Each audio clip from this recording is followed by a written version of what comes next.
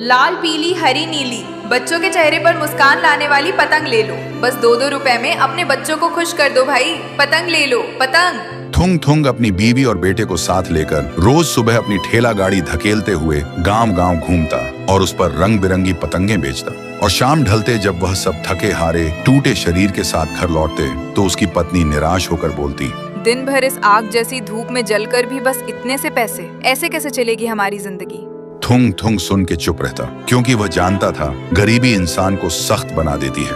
एक दिन गरीबी और मजबूरी से हार कर थुंग थुंग अकेला गांव के बाहर एक शांत तालाब के किनारे बैठ के पानी में पत्थर फेंक रहा था और रो रहा था। कैसी किस्मत दी है ऊपर वाले, घर में दाने नहीं और एक नन्हा मेहमान आने वाला है। मन हो रहा इसी पानी में कूदकर जान दे दूं, लेकिन कमबख्त तैरना भी नहीं आता। तभी अचानक पानी को चीरते हुए एक बेहद खूबसूरत जलपरी बाहर निकली। देखते ही थुंग थुंग की आंखें डर के मारे फटी की फटी रह गईं। जलपरी बोली, डरो मत थुंग थुंग, मैं इस जल की रक्षिका हूँ। मैंने तुम्हारी सच्चाई और तुम्हारा दुख देखा है।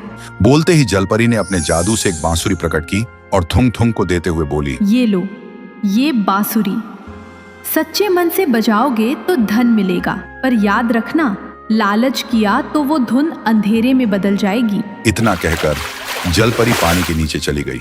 थुंग थुंग हैरानी से उस बांसुरी को घूरता रहा। फिर थुंग थुंग घर आया। बीवी ने बांसुरी देखकर गुस्से से कहा, खाने को दाने नहीं है और तुम ये खिलौना उठा लाए, और गुस्से से चली गई।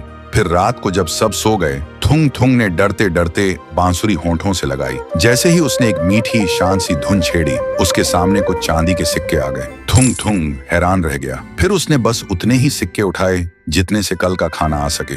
तब से धीरे धीरे थुंग थुंग की जिंदगी सुधरने लगी थी। पुरानी ठेला गाड़ी छोड़कर उसने गांव में एक दुकान खोल ली, अपने बेटे को स्कूल भेजना शुरू किया और शाम को घर लौटते वक्त अपनी बीवी के लिए तोहफा लाता। और अब वह बांसुरी तभी बजाता जब दुकान बिल्कुल न चलती। लेकिन जब थुंग थुंग की जिंदगी अचानक सुधरने की बात गांव के मुखिया को पता चली तो वह जलन के मारे आग का गोला हो गया। फिर एक रात वह चुपके से थुंग थुंग के घर आया और खिड़की से झांकने लगा। उस दिन थुंग थुंग की दुकान नहीं चली थी, इसलिए जैसे ही उसने जरूरत के लिए बांसुरी बजाई, मुखिया ने वह जादू देख लिया। देखते ही मुखिया की आंखों में लालच चमक उठा। उसने मन ही मन सोचा, बेवकूफ, जादुई बांसुरी से सिर्फ चंद सिक्के, मैं होता तो सोने की बारिश कराता। उसी रात जब थुंग थुंग गहरी नींद में सो गया, मुखिया वह बांसुरी चुपके से चुरा कर ले गया। फिर अपने घर आकर उसने बांसुरी होंठों से लगाई और लालच में जोर जोर से बेसुरा बजाने लगा। तभी अचानक आसमान से भयंकर तरीके से उसके ऊपर सोने की बारिश होने लगी और देखते ही देखते मुखिया सोने के नीचे दब गया और उस सोने के साथ साथ जमीन के अंदर धंस गया।